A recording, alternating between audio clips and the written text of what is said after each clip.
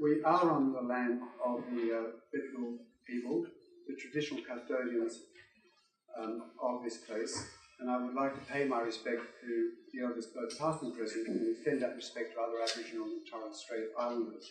And I welcome everybody here, friends, alumni, fellow colleagues and distinguished guests. Our distinguished guests extend to all delegates from the Beijing University of Technology, and in particular I welcome Professor Yang Xiangling, Chairperson, Academic Board, Faculty of Architecture and Urban Planning, Associate Professor Zheng Zhe, Deputy Dean, Associate Professor Hu Bin, Assistant Dean, and Dr. Liao Hanwen, International Exchange Secretary. Welcome to Sydney and to our faculty. I would also like to welcome Professor Jennifer Taylor from Queensland University of Technology and James Connor, as well as Ray Brown, whose firm most recently gave us a most generous gift. This year's Utzon series, and this is the second of the series, has our normal stellar cast of our in-house leading academics, tonight being an example, but also an unusual array of international speakers. We've heard Dr. Alfonso Vergara Gomez, who presented the Paul Reed Lecture in May for those who attended. And in September we have Professor George Goldston from Detroit, and with the support of Scott Carver, Professor Susan Feinstein from Harvard Graduate School of Design.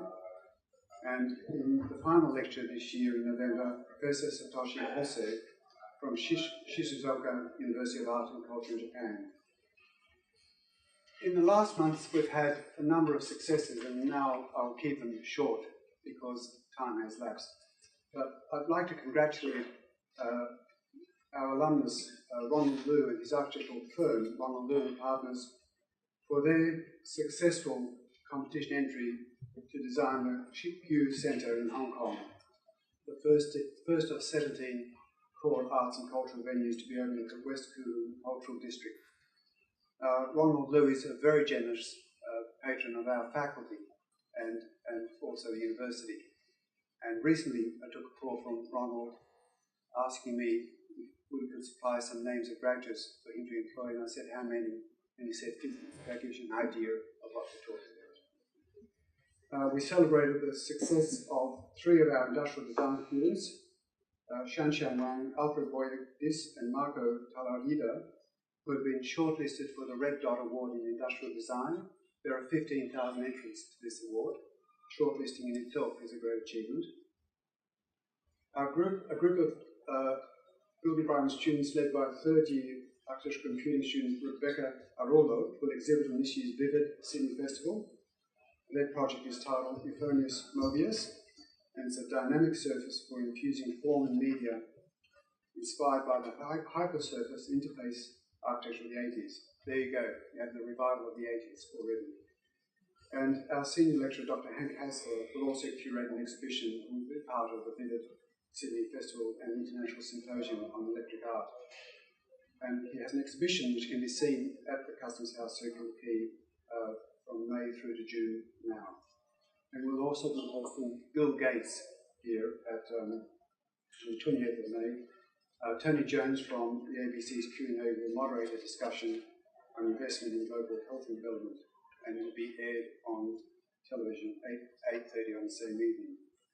So tonight I introduce Professor Xing Ruan, who will be delivering on the topic of Chinese architecture, common and uncommon observations triggered by Utzon's China. Dr. Xing Ruan has been Professor of Architecture at the University of New South Wales since 2004.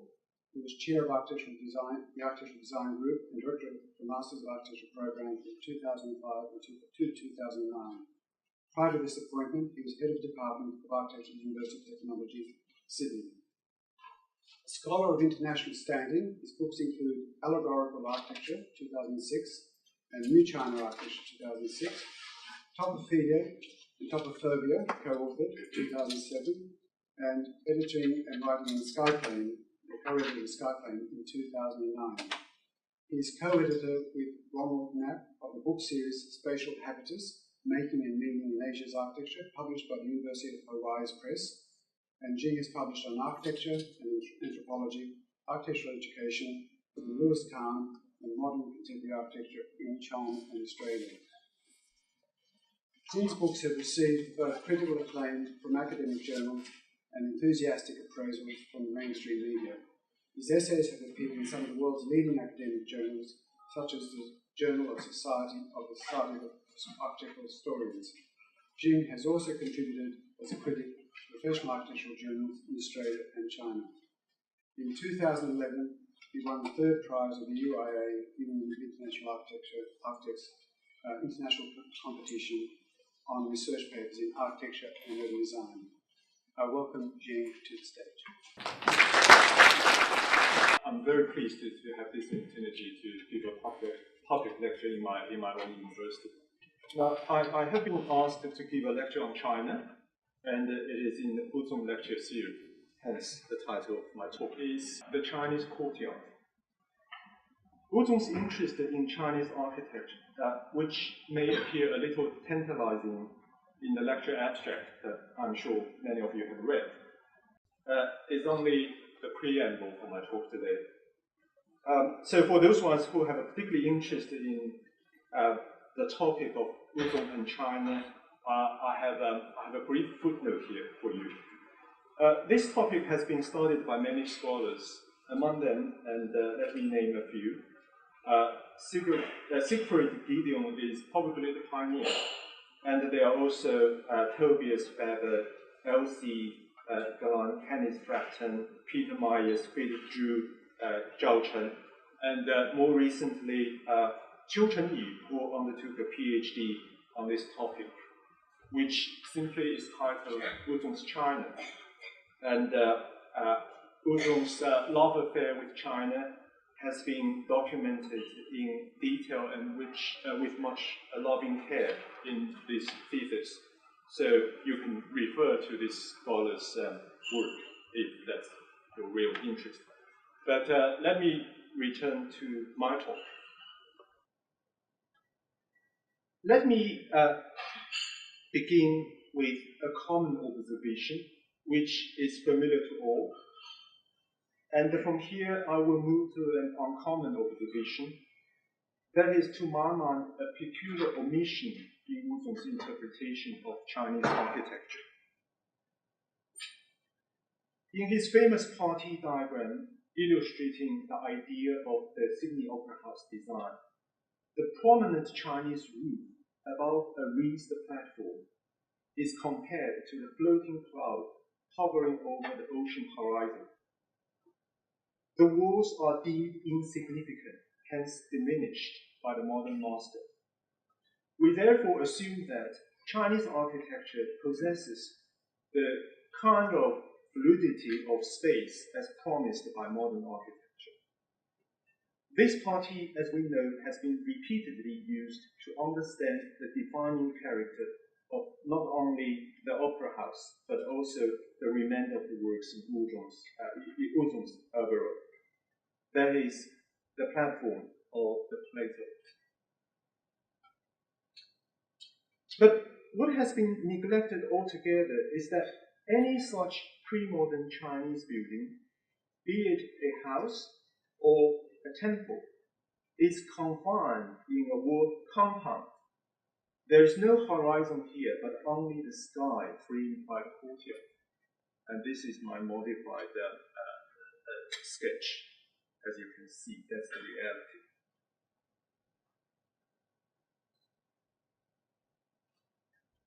In his widely quoted essay, Platforms and Plateaus, published in Zodiac in 1962, in addition to describing the sensation of a splendid visual life, I emphasize visual life, when the ancient Mayans emerged from their dense jungle to reach to the top of their temple, the so-called plateau, Utzon curiously was also drawn to a feeling for the Chinese house, which he described as firmness and security. Utzon's feeling for the Chinese house, I incline to think, has something to do with the serenity of the Chinese skyward, an allegorical name for the Chinese courtyard. In his lifetime, Utzon built 3 houses for himself and his family. These houses, more so than the Sydney Opera House, reflect his persistent effort to reconcile platform and courtyard. For they seem to be opposition in the mind of the architect. That is, a conflict between a visual life provided by the platform and a feeling of firmness and security, perhaps attributed to the courtyard, though the architect never elaborated on it. This conflict is a recurrent theme in all 3 houses built by Utzon. I would like to use one example here as a trigger so that I can launch into the investigation of Chinese architecture, as promised by the title of my talk. In Canlis, one of the 2 beautiful villas that Utzon designed and built on Mallorca instead, plateau and visual life appear to rule, as you can see from this plan. 5 separate room-like components, courtyard, kitchen and dining, living, and 2 bedroom buildings are laid on the cliff edge, one next to the other, to maximize the view. The defining walls of the courtyard, which is the first building, instead of framing the sky, the walls are corrupted with semicircular openings. The semicircular table is placed in the middle of the courtyard to accentuate the view towards the sea. Now it's a tree. This viewfinder tendency is applied to every single room, and it culminates in the living room.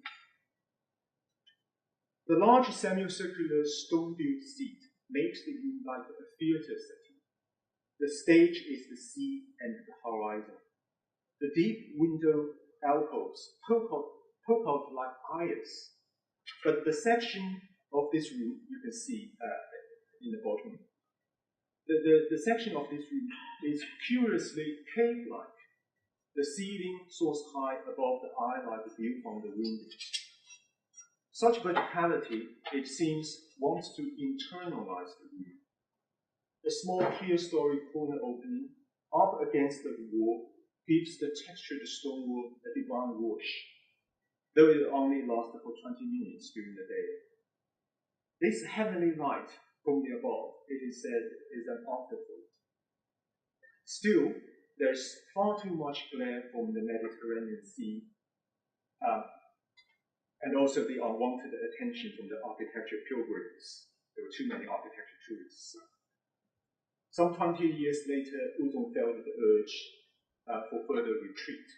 He built a Ken Fleet, and not a beautiful villa, some 20 years later. But the effort in reconciling the view and the room still rings true in Ken Fleet. This is the topic of another talk.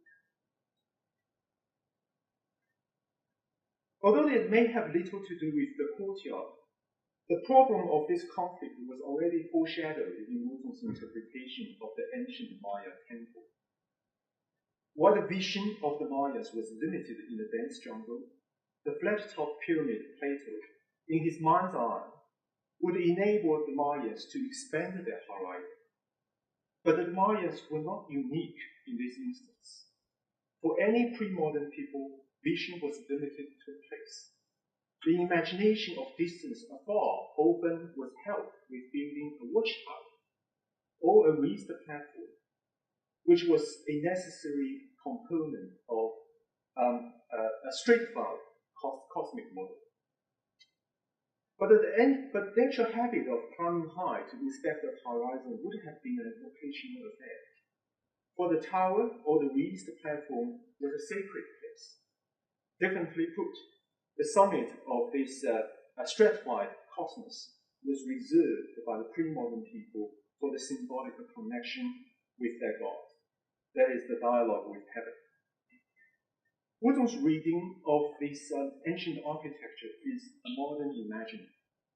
He saw no difference between the horizon, privileged by the dominance of vision in modern times, and the heaven above.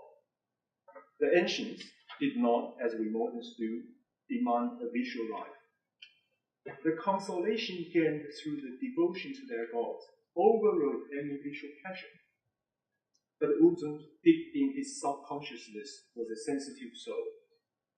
While much seduced by the splendid visual life and the capacious world out there, he was compelled to pursue the firmness and security as felt in the Chinese house. So what exactly is this feeling of firmness and security in the Chinese house? Do platform and courtyard help achieve that? Why should they occupy the mind of a modern architect? To wrestle with these problems, I suggest we return to the intellectual foundations of the Chinese world, which to my mind is intrinsically linked to the root of Chinese platform and courtyard. A peculiar character of Chinese civilization, quite the opposite to that of Europe, is that the Chinese have never changed their worldview. Hence, the ideal of the good life, ever since their intellectual foundations were established in the Golden Age. But at about the same time, from approximately 600 to 500 BC, both the Greeks and the Chinese turned skyward. Though not knowing each other's existence, they both found regularity and predictability absent from Earth. It should not be a surprise that both the Greco-Roman world and China produced courtyard houses. The difference, however, is that the Greeks and the Romans too sought the upward cosmos in the imagined axis mundi, whereas the Chinese brought the heaven down to counterbalance with their earthly life. The Pantheon is the Roman Emperor Hadrian's homage to both heaven and man. But man is contained within and subordinate to the internalized cosmos. Though gods were many in classic antiquity, heaven was to be held in awe. The coffers of the concrete dome, shrinking gradually in size towards the oculus, and still the largest unsupported dome in the world after some 2,000 years, are in the mind's eye of a modern philosopher a chorus of angels ascending up to heaven. I'm quoting Arthur Dentally. The atrium in a Roman domus, narrow and skyward, is in the same spirit as the oculus in the Pantheon. Rain, snow, and occasionally hailstorms fall from the oculus. But this is the divine sublime. Even to this day, a cascade of ruby rose petals descends from heaven's eye and oculus on every Pentecost. But the Chinese live their heaven unclaimed, in blankness. In their cosmic cities, palaces, temples, as well as in their courtyard, Tian, heaven, in the Chinese mind, less sacred and divine, certainly less vertical than the axis mundi, is at best a vague god. Who too is responsible for regulating the unchanged and the enduring, such as 4 seasons and the lunar calendar. In the cosmic city and in the courtyard house, heaven therefore is the expansive void framed by the courtyard. But heaven and earth counterbalance each other to form this harmonious world, which essentially is secular. When fallen leaves in the imperial courtyard were spotted, the emperor was informed about the arrival of autumn. Women and children carved golden leaves in various shapes and stuck them on their sideburns, a long-forgotten Chinese custom known to have existed in the Song Dynasty. But the heaven's pulse in this sole celebration of autumn is felt through the framed sky in the courtyard. But its true meaning remains on earth. That is, the connection of the emperor, who is regarded by the Chinese as the son of heaven, with his subjects. The Chinese heaven Tian is not necessarily an identifiable god, but rather an ethical cosmic order Heaven, like that of the Greeks and the Romans, is to be held in awe. But for Confucius, whose lifetime spans from 551 to 479 BC, for Confucius, there must be an acute human humility before the heaven, since heaven, in a nutshell, not only is the equivalent of nature's rules, but also quite naturally demands the human benevolence and appropriateness.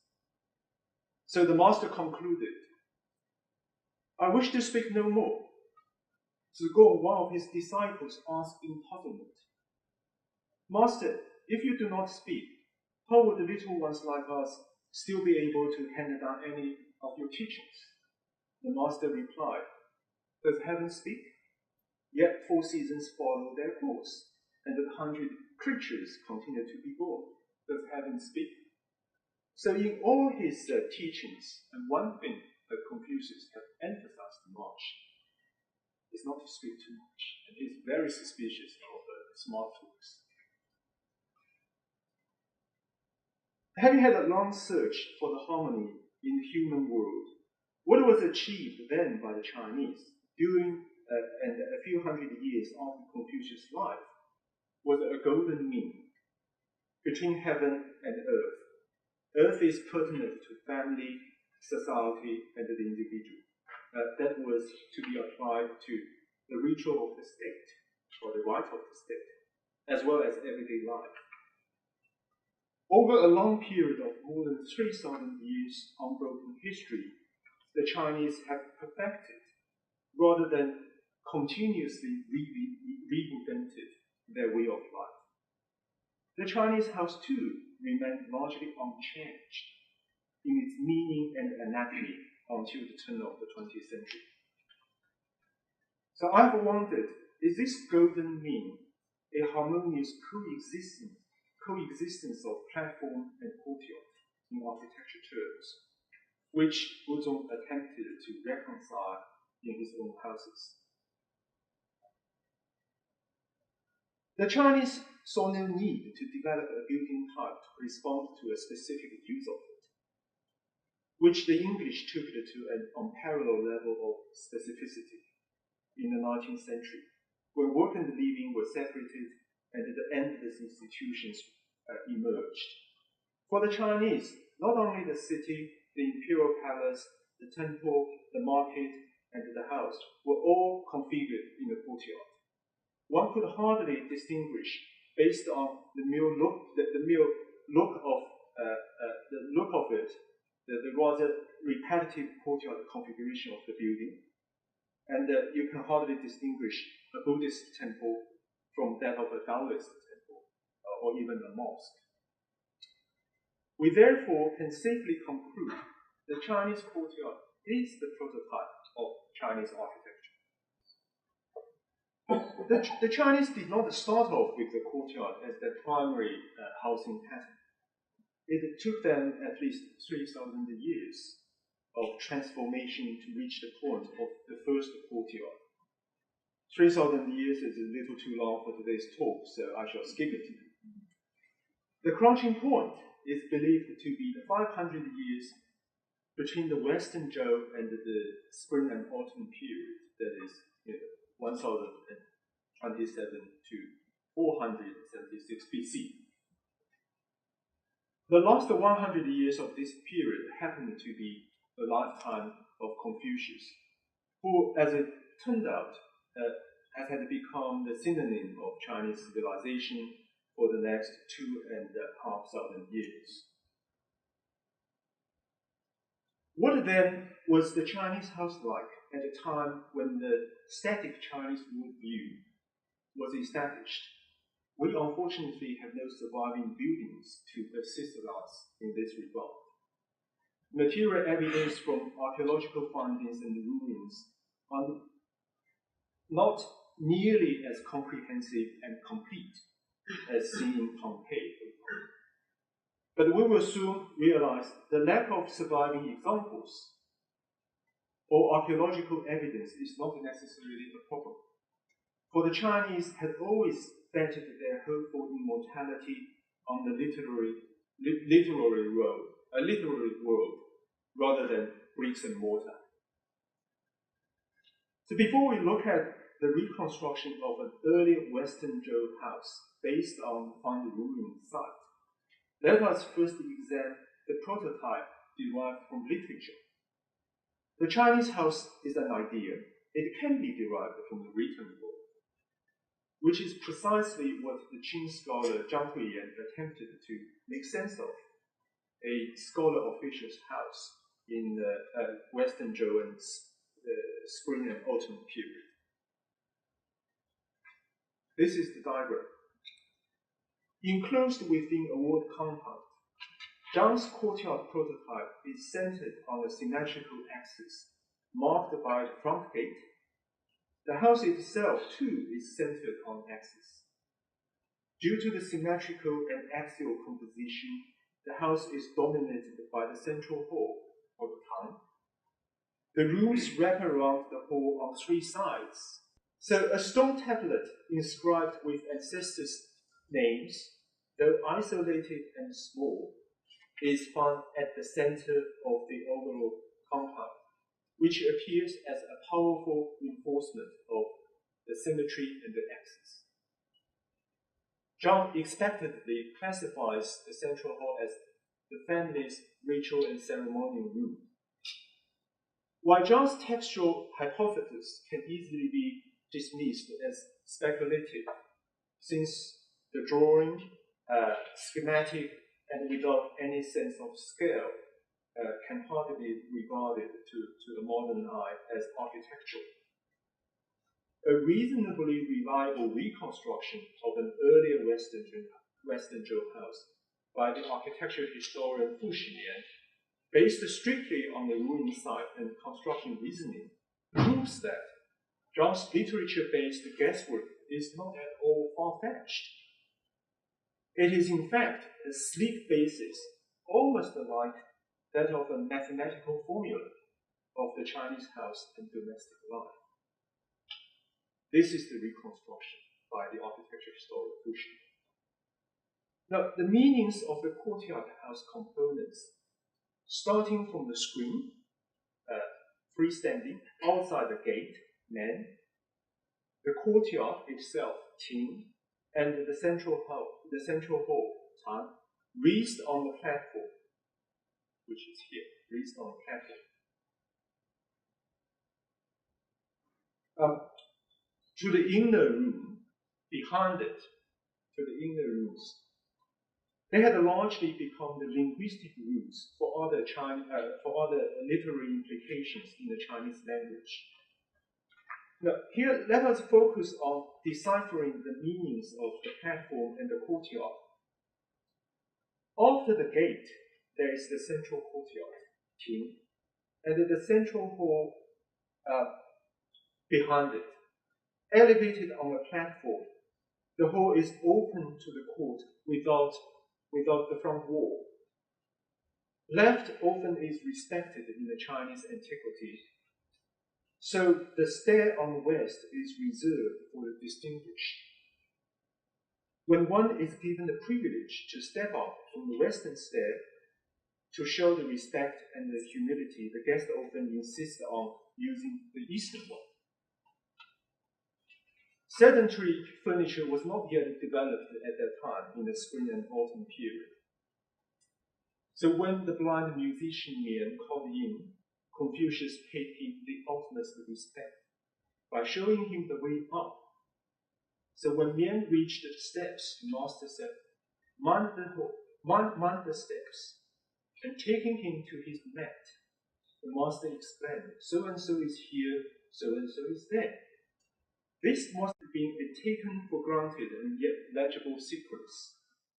Stepping up to the hall and being allocated with appropriately positioned mat, and sitting down to converse while facing the lower courtyard. This hall is reserved for the distinguished. The lesser, therefore, must remain in the courtyard. To rise to the hall without invitation from the owner, therefore, is an offense. So in the royal palace, the emperor, sitting in the hall, would meet his ministers in the court, which is called Chao. So in later periods, Chao and Qing, which is the courtyard, together in Chinese, means imperial court. The room behind the central hall, in literature, are in sequence just behind the hall, as you can see from the previous diagram, but in reality, they are separate from the hall by another courtyard.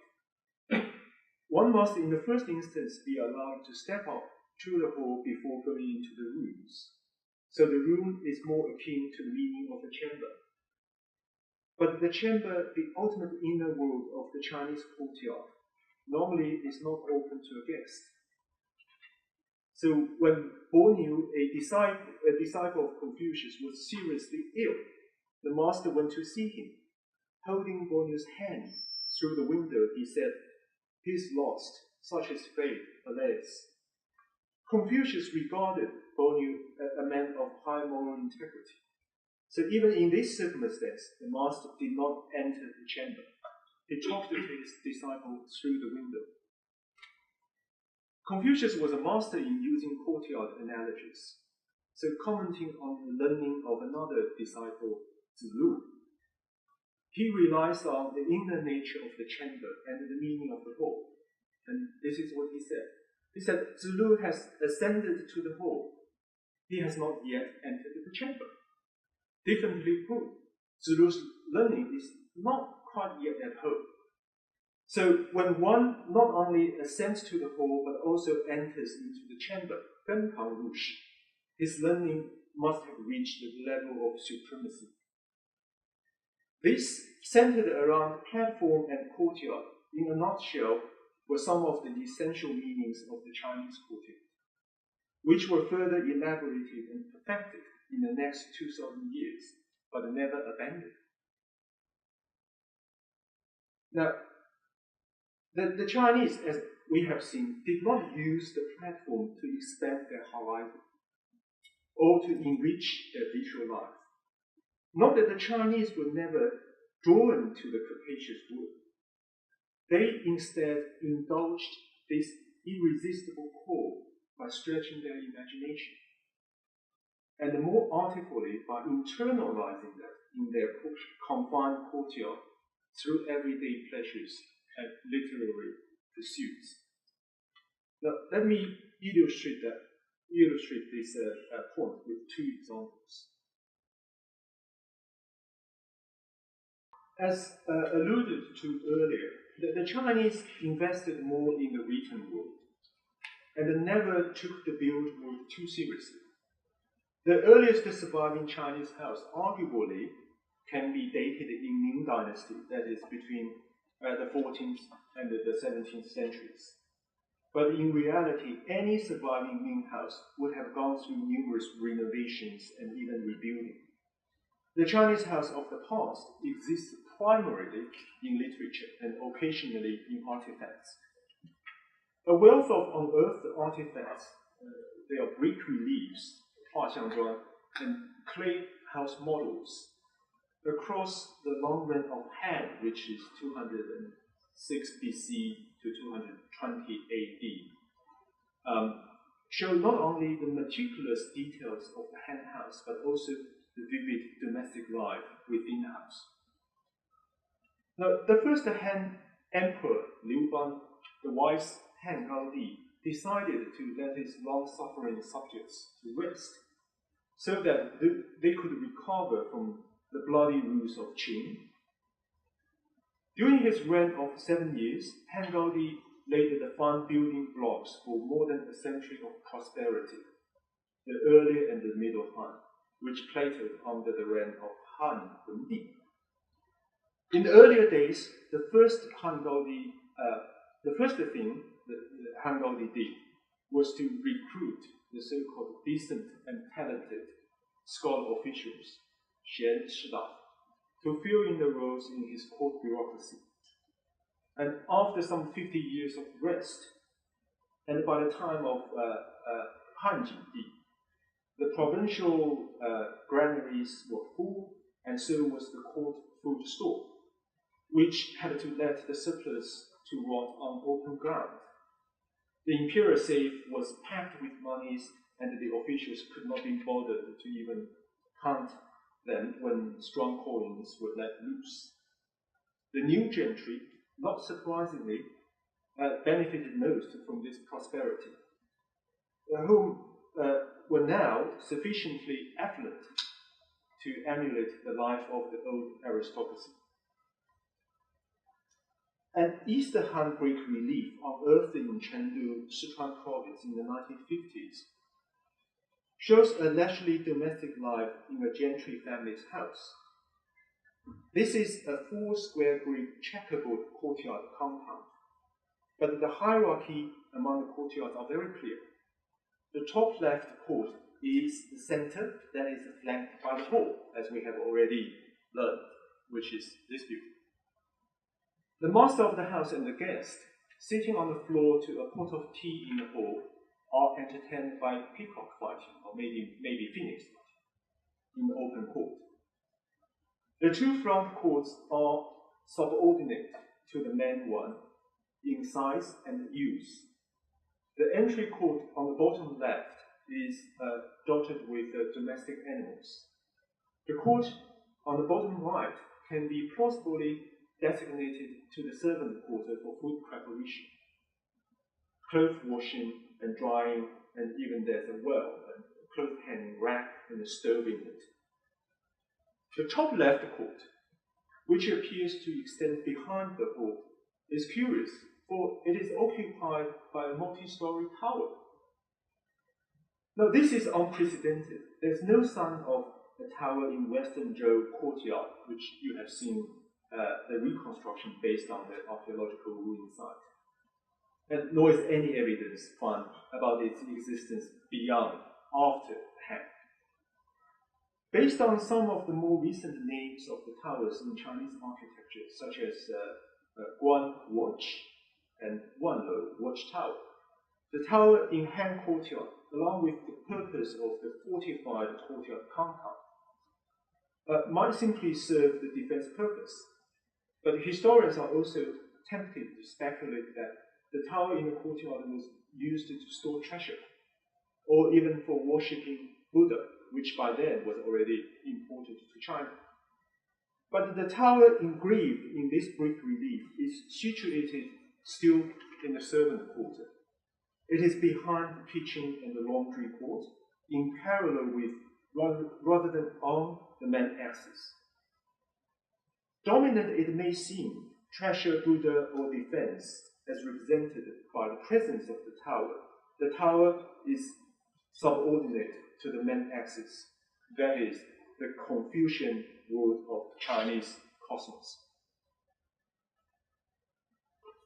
Numerous unearthed Han Mingqi pottery houses prove that multi-story courtyards, multiple courtyards, often asymmetrical, and with towers in the courtyard are recurrent features of the Han house.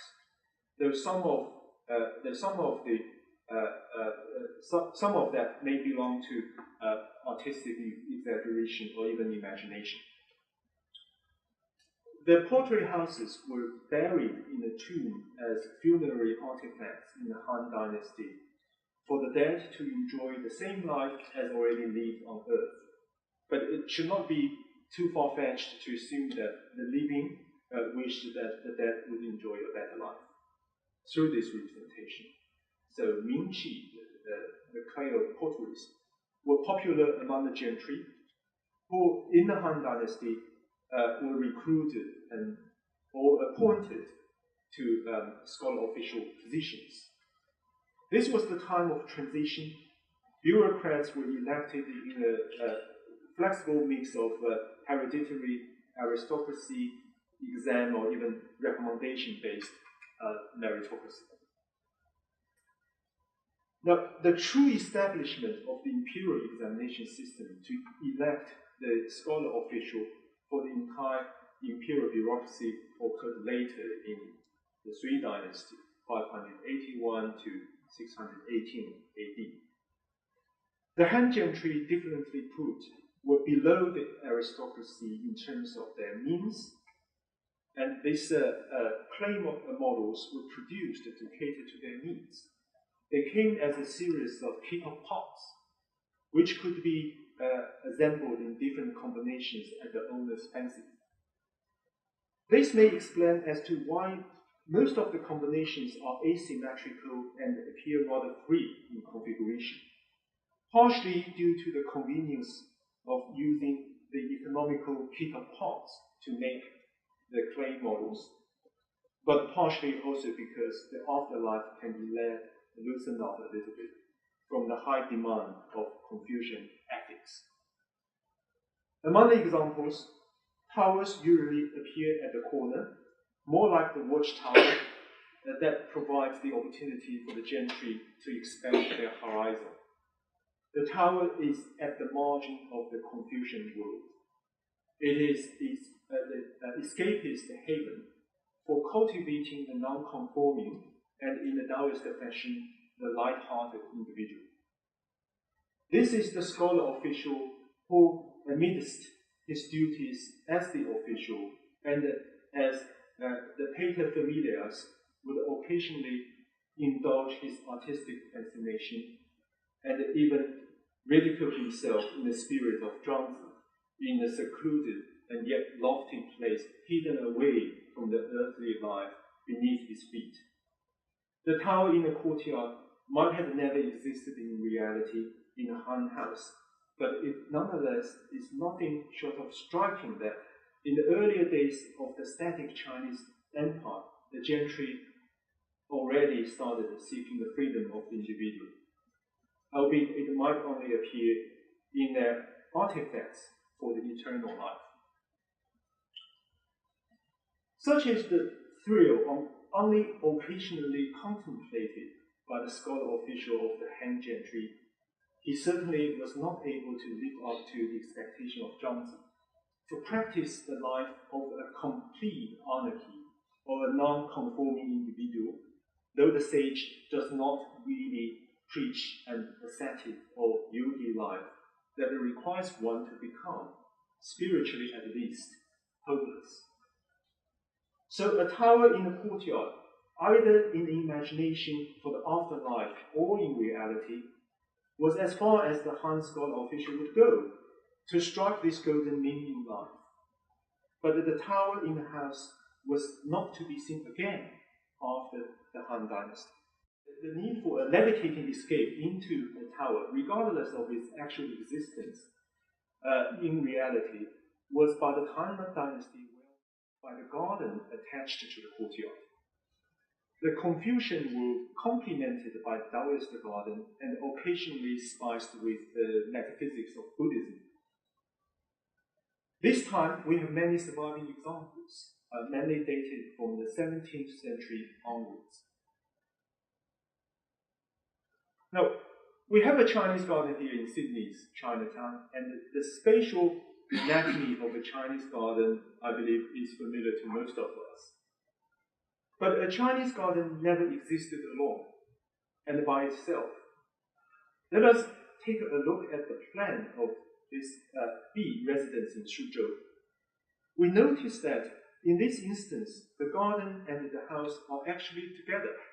So as you can see, this is legible, this is the house, and this is the garden attached to it.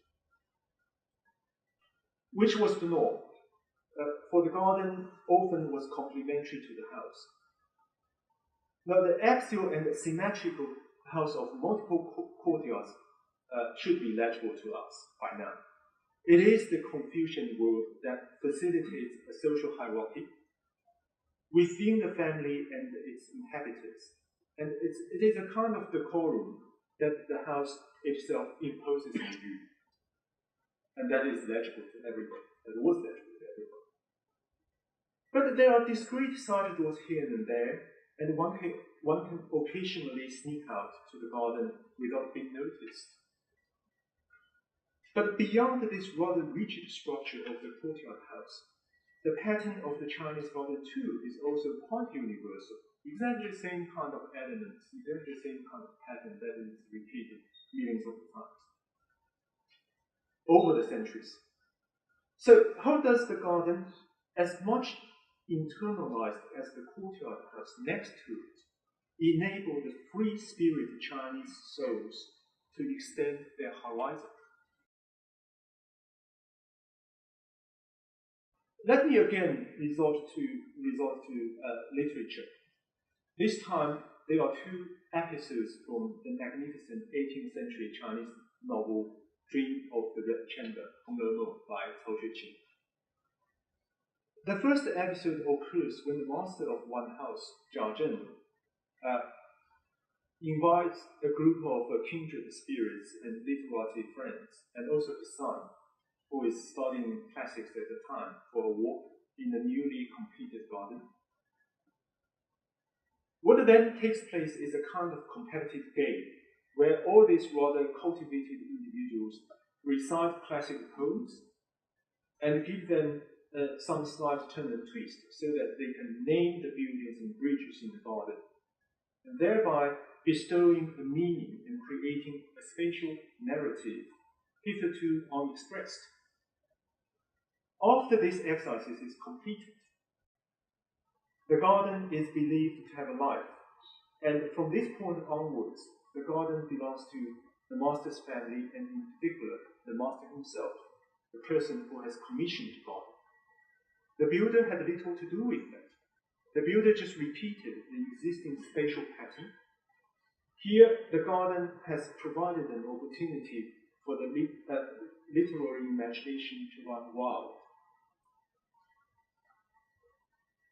The second episode from the same novel is about a particularly pleasurable thing to do in autumn, when the capable granddaughter-in-law Feng Ji helps organize for the grandma, Lady Jia, to have an outing in the garden and to eat steamed crab. Now the old lady walks across the rickety bamboo bridge to reach the pavilion, and that prompts her to think about her childhood and the memory of her own garden. Later, Lady Jia and others eat steamed crab, taking pleasure in that special art of how to actually open the crab and eat it elegantly, following the manners of this sort of activity which dictates how one should eat and how much you should eat, and accompanied by tea and warm wine, and etc. Now, eating steamed crab is the supreme culinary art in China. Indeed, the 17th century Chinese playwright, essayist, and novelist Li Yu wrote a wonderful book on the pleasures of domestic life, such as food and garden, in which he concluded that the supreme delicacy is steamed crab in autumn. In addition to the conventional wisdom about good food and its season, there's also a special and delicate texture in it. So after enjoying the steamed crab, the grandma is accompanied by a servant girl back to the house to take a little nap, whilst the young ones and their servants would go fishing and admiring chrysanthemums. But the more literate ones, the prince and Bao Yu and other princesses, get together to walk to the garden wall, which you can see in this picture, where the rice paper is already laid out, the ink is ground, and writing brushes are prepared. So they would start composing poems on chrysanthemums. The poems range from the memory of last year's chrysanthemums to the admiration for the various qualities and symbolic connotations of chrysanthemums, their color, fragrance, character, meaning. There seems no limit in their literary imagination. At this point, I would like to revisit this rather peculiar Chinese attitude or disinterest in anything that is material. Let me share with you this penetrating observation made by one of Australia's great intellectuals, Professor Pierre Wackners. He noticed that when Westerners visited China, often they are a little disheartened. They often ask, how come a country with such a long, unbroken history has so little material heritage? When large areas of Utzon, the Beijing Siheyuan, Beijing Courtyard houses, were demolished to give way to the Olympic structures, foreigners were more sentimental, but the Chinese just couldn't be bothered. They do not seem to care. Well, this is only the surface. Professor Ruan and also Professor F.W. Mote too have singled out this puzzling character of Chinese culture. That is, the value of the written word is always greater than anything that is material. Let me quote what Professor Ruan has to say. The past, which continues to animate Chinese life in so many striking, unexpected, or subtle ways, seems to inhabit the people rather than the bricks and stones. The Chinese past is both spiritually active and physically invisible. Eternity should inhabit the building. Eternity should not inhabit the building, it should inhabit the building. Now, let me return to the Chinese courtyard. If there's any platform in the Chinese courtyard that provides the opportunity for one to expand one's horizon, it is a metaphorical one, which stretches not one's vision, but imagination. The technique in achieving this, ironically, is a form of internalization. This perhaps is the true meaning of the Chinese courtyard. Utzon's feeling for the Chinese house, firmness and security, perhaps lies in the static nature of the Chinese courtyard, which is an idea. The efficacy of this idea, however, is enriched only through the art of living, rather than the physical form of the building. As an architect, I do have mixed feelings about reaching this realization, because we have to build. This may explain as to why the supreme pinnacle of any Chinese art, including architecture, is this paradoxical doctrine: the great image has no form, 大象无形.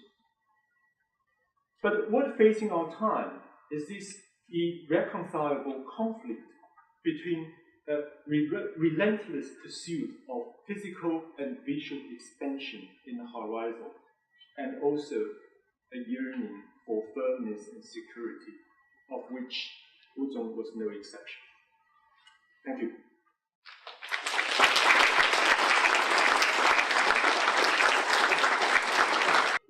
Well, thank you, Xing. We've traversed centuries, and a building type that still has relevance, and quite an interesting question, quite an interesting answer, because I think in that answer is the theme of the talk, the complexity of the subject matter.